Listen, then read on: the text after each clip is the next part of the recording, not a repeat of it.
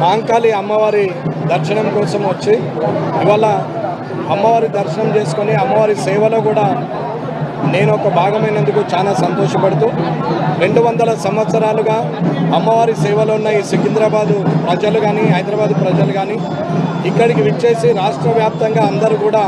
అమ్మవారిని దర్శించుకొని వారి జీవితాలు బాగుండాలని అమ్మవారి ఆశీర్వాదం కోసము వచ్చి అమ్మవారి చల్లని చూపులకు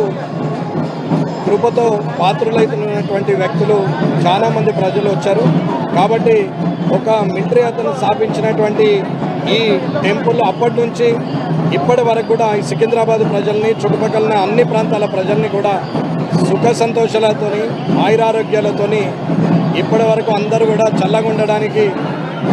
దోహదపడినటువంటి అమ్మవారి చల్లని చూపులతో అన్ని కుటుంబాలు కూడా ఆనంద ఆయురారోగ్యాలతో